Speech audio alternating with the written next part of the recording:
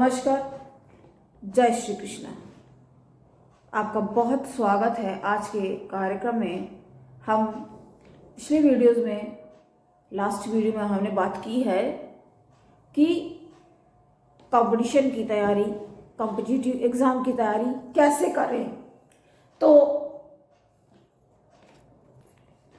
सबसे पहली बात ये है कि आप अपना माइंड मेकअप करें।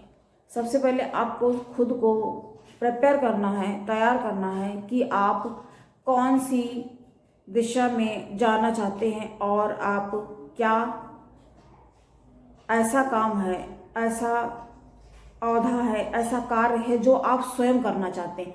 मात्र लोगों के द्वारा सजेस्ट करने से कि किसी और ने आपको कह दिया है, उसमें अगर आप करेंगे तो स्पष्ट जानिए और सच समझिए इस बात को कि आपको उसमें रुचि नहीं होगी। जब आपको इंटरेस्ट ही नहीं होगा तो आप उस कार्य को अच्छी तरह से कैसे कर पाएंगे।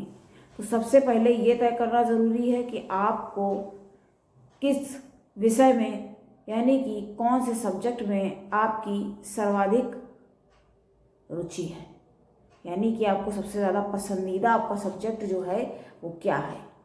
उसी के अनुसार आपको अपना देखना होगा कि आप क्या कर सकते हैं, क्या स्कोप है।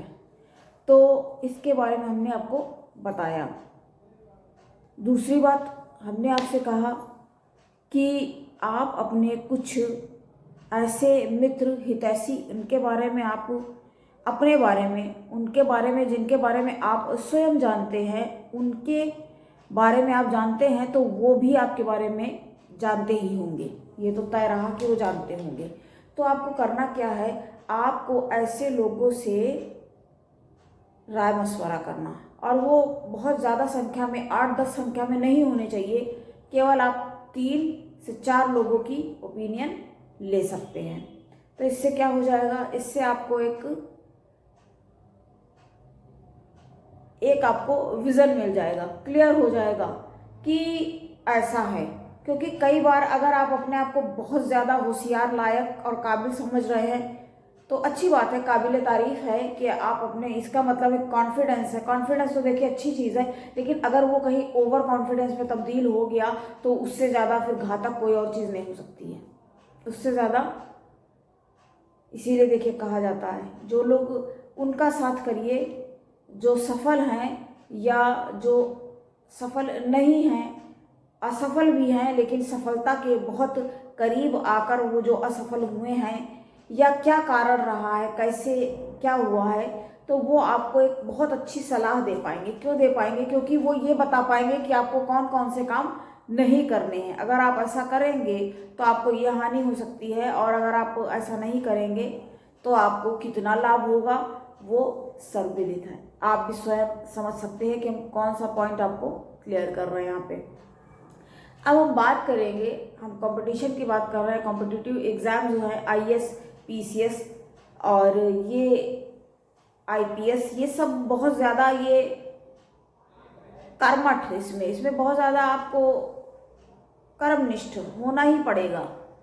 इसके बिना अगर आप चाहें ऐसे ही, तो हमने पहले पिछले वीडियो में भी बोला है, तो आज पुनः फिर से दोहराते हैं क्या, कि आप भूल जाइए कि IAS में हो पाएगा अगर आप 10 घंटे से ज़्यादा पढ़ाई नहीं करते हैं। आप 10 घंटे टच नहीं कर पा रहे हैं तो कैसे होगा। देखिए, बारीकी समझना बहुत ज़्यादा ज़रूरी है यहाँ पर पढ़ाई में। अब हम बात करते हैं जैसे संविधान की। देखिए, अब हर चीज़ से रिलेट करके आपको बताते हैं। संविधान की बात हम करेंगे तो संविधान, ये आपको पता है, जानकारी इसके बारे में है या नहीं है। उधार का संविधान। अब इसको, संविधान को उधार का संविधान क्यों कहा जाता है, इसका क्या कारण है भाई? इसका कारण ये है कि नीति निर्देशक तत्व आयरलैंड से लिया गया है, और मौलिक अधिकार, हर चीज़ मतलब कहीं ना कहीं से हर देश के संविधान पढ़ करके एक अपना भारत का संविधान निर्मित कर दिया गया है। तो उसको इस कारण, ये एक बहुत बड़ा कारण है, उधार का संविधान बन गया। अब दूसरी बात हम करेंगे संविधान के विषय में कि संविधान जो है कैसा है, और सभी के कंपैरिजन में अगर सबसे तुलनात्मक दृष्टि से इसको देखा जाएगा तो ये अत्यंत विस्तृत है। विस्तृत व्याख्या मतलब एक कोई भी ऐसा पॉइंट नहीं है कि एक एक पॉइंट को इतना क्लियर किया गया है एकदम समझा करके, तो विस्तृत व्याख्या होने के कारण ये बहुत ही ज़्यादा लंबा भी हो गया। तो ये देखिए 2 बातें आपको पता चली। तो आप हमारे अगर चैनल पे आते हैं तो आपको शिक्षा संबंधित जानकारी और ज्ञान में बढ़ोतरी होगी, ज्ञानवर्धक होगा आपके लिए सिद्ध। तो बने रहिए और स्किप करके नहीं देखना है, आप पूरा प्रोग्राम देखें। और एक बार देखने के बाद जैसे दैनिक राशिफल वाले प्रोग्राम जो लोग बनाते हैं, आचार्य जो बनाते हैं बताते रहते हैं, ठीक है, लेकिन उसको एक बार ही, क्योंकि जिस दिन का है उस दिन का देख लिया, बिल्कुल न्यूज़पेपर जैसा एक दिन पढ़ लिया उसके बाद फिर वो बेकार है। लेकिन हमारे जो कार्यक्रम होते हैं इनको आप उना भी देख सकते हैं और उससे आपको लाभ ही प्राप्त होगा। तो यहाँ पर ये प्रशंसा वाली बात नहीं है, ये एक स्पष्ट करने वाली जो सही बात है वो आपको उसकी जानकारी होनी चाहिए। ठीक बात, एक बात ये हुई। और दूसरी बात ये कि सबसे बड़ी बात ये होती है कि आप अपना टाइम कैसे मैनेजमेंट करते हैं, कैसे आप पढ़ाई करते हैं, क्या करते हैं, वो आपको टाइम टेबल आपका स्वयं बनाना होगा। दूसरा कैसे आपका कर सकता है, मान लीजिए आप किसी को बहुत मान रहे हैं कि तुम हमारे लिए ऐसा कर दो, ऐसा बता दो, ठीक है, थोड़ी बहुत हेल्प लेना तो दूसरी चीज़ है, वो अलग बात है और वो अच्छी चीज़ है। लेकिन अगर आप ऐसा कर रहे हैं, पूर्णतः आप निर्भर हो रहे हैं, तो फिर ये सही कैसे हो सकता भाई, इसको उचित नहीं कहा जा सकता। देखिए कितनी हमारी, देखिए ये सब चीज़ें पुरानी रखी रहती हैं और आपको बहुत जल्दी इसके बारे में भी बताएंगे। ये देखिए, ये है न्यायाधीश मुख्य परीक्षा अनसॉल्व पेपर। अनसॉल्व पेपर भी आपको रखने चाहिए। इससे क्या होगा, इससे भी आपके ज्ञान में बढ़ोतरी वृद्धि ही होगी। अब देखिए ये मध्य प्रदेश की है। अब मध्य प्रदेश का अगर एग्ज़ाम मान लीजिए आपने एमपी वाला फॉर्म भरा है, तो आप क्या करोगे, एमपी के बारे में आपको अधिक से अधिक अधिकाधिक जानकारी होना अनिवार्य है। तो ये आपको करना होगा। लैंड रेवेन्यू कोड अमेंडमेंट, तो मध्य प्रदेश भू राजस्व संहिता संशोधन अधिनियम 2018। तो ये सब जो है ये आपको बहुत ज़्यादा हेल्पफुल होंगे। कुछ चीज़ें तो देखिए, बहुत सारी चीज़ें हम आपको बताएंगे और आपको कुछ सामग्री यानी कि पुस्तक जो है, जो अनिवार्य पुस्तकें हैं, वो तो आपको पढ़नी ही होंगी। देखिए कुछ लोग क्या करते हैं, हिस्ट्री सब्जेक्ट आईएएस के प्रिपरेशन में क्यों ले लेते हैं, आप आज आपको हम उसका सबसे बड़ा कारण बताएंगे। क्योंकि जब जीएस की तैयारी करते हैं तो उसमें हिस्ट्री ये सब चीज़ें तो आ ही जाती हैं, तो ये लगता है हिस्ट्री है और ज्योग्राफी है और इतना कुछ, तो अर्थव्यवस्था और इकोनॉमिक्स सब कुछ, पॉलिटिकल साइंस कितना कुछ तो ऑलरेडी है। तो इससे अच्छा ऐसा करते हैं कि भाई हिस्ट्री तो पढ़ना ही पड़ रहा है, तो हिस्ट्री को ही अपना मेन सब्जेक्ट बना देते हैं। सबसे बड़ा कारण ये होता है। लेकिन अगर आपकी पकड़ आपके अपने सब्जेक्ट में अच्छी है तो आप अपने ही सब्जेक्ट पर कायम रहें। आपको ये हक नहीं होगा फिर कि आप इसको रिस्क पे डाल करके वो सब्जेक्ट ले लें। लेकिन बहुत सारे लोग ऐसा करते हैं, वो अपने स्वविवेक अनुसार काम करते हैं, तो वो करें, ठीक है, जिसको जैसा लगता है। अब जैसे ये मुख्य परीक्षा उच्च न्यायिक सेवा व्यवहार न्यायाधीश मुख्य परीक्षा अनसॉल्व पेपर, ये भी मध्य प्रदेश वाली, क्योंकि मैंने तो मध्य प्रदेश का फॉर्म मैंने भरा था और एग्ज़ाम दिया, तो ये उसके बारे में तो आपको हम समय समय पर ज्ञानवर्धक और आपके लिए जो लाभदायक हो ऐसी बातें आपको हम बताते रहते हैं। और एक बात, अगर आपके अंदर आपने किसी से लाभ ले लिया, अब आप अपने आप को बहुत होशियार समझ रहे हैं, ये तो आपके अंदर स्वयं होना चाहिए कि आप यहाँ पर जो जानकारी प्राप्त कर रहे हैं आप लाइक करके जाएं, सब्सक्राइब तो ज़रूर ही करें कि ऐसे फिर हम लोग कभी स्क्रॉल करते हुए मिलेंगे। सब्सक्राइब ज़रूर कर लें चैनल आप, तो इससे आपके लिए बेनिफिट होगा, लाभदायक आपके लिए ही रहेगा। और आप कहीं से कुछ लेते हैं, मुफ्त में लेते हैं, तो क्या होगा, फिर वो फलित होगा। तो ये आपको करना होगा। एक बात हम कहेंगे अब कि गुरु का आदर करना ज़रूरी होता है। क्यों गुरु का आदर करना, आपको गुरु ने कुछ सिखाया। अब ये हम दूसरी एक हम आपको कहानी के माध्यम से बताएंगे क्या हुआ। एक बार गुरु का आदर करना क्यों ज़रूरी है, क्योंकि अब ये इस कहानी से आप उसको समझ सकेंगे।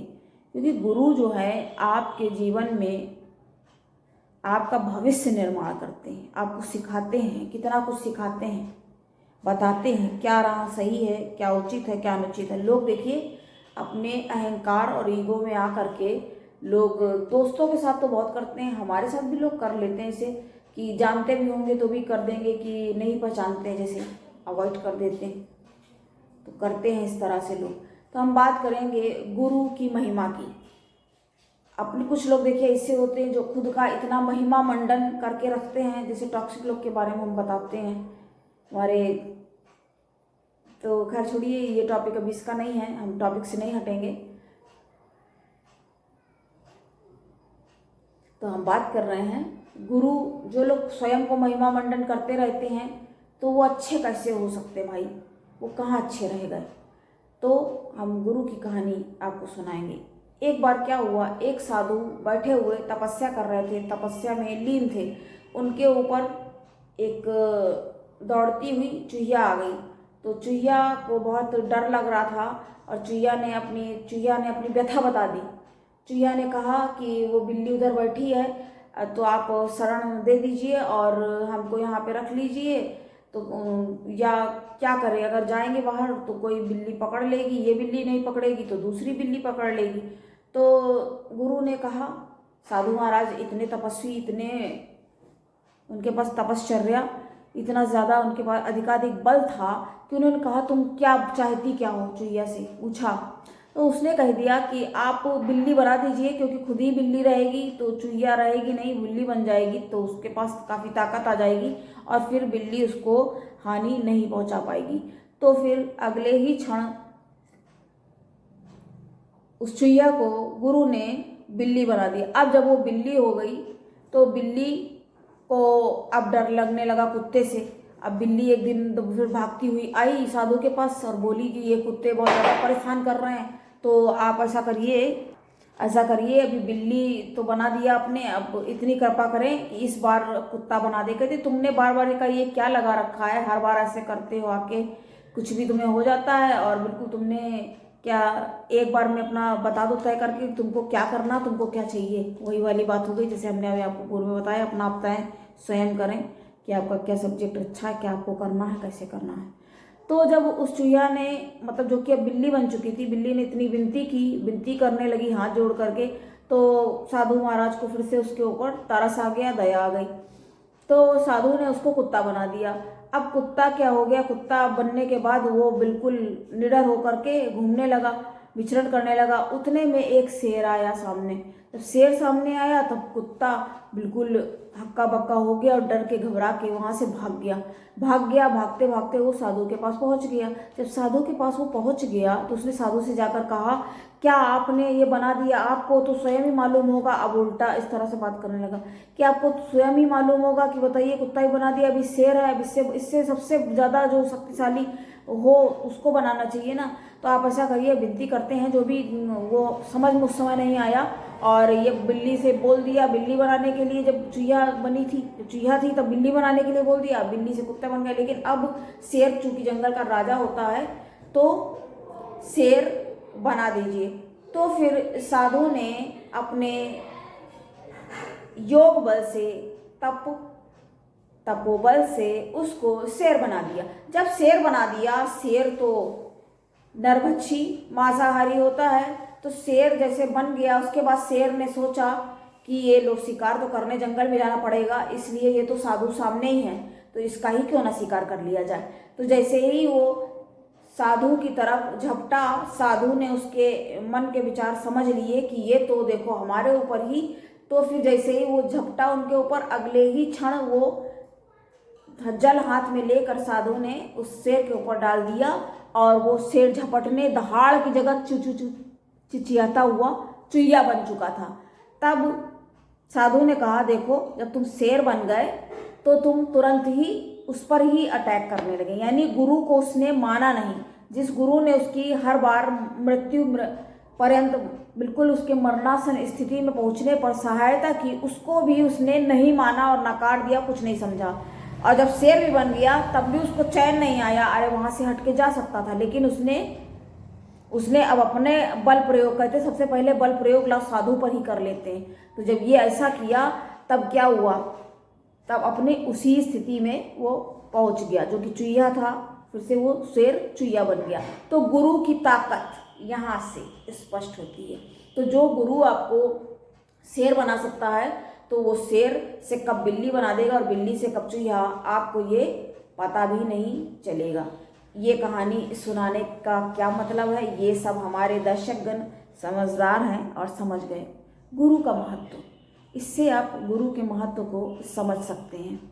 तो कैसी लगी आपको ये कहानी, और आगे फिर आपको हम बताएंगे कॉम्पिटिटिव एग्ज़ाम्स के बारे में और भी ज़्यादा अच्छे से अच्छे नई जानकारी, नित नई तो देखिए उसके लिए नई है, जो नहीं जानता है तो उसके लिए नई है, और जो वही बात जानता है तो उसको लगेगा कि ये पुरानी जानकारी है। तो आप मुझे दें इजाज़त, और हाँ, जिनका भी आज जन्मदिन है उन सभी को जन्मदिन की ढेर सारी बधाई।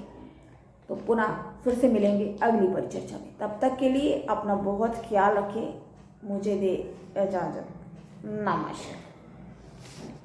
जय श्री कृष्ण।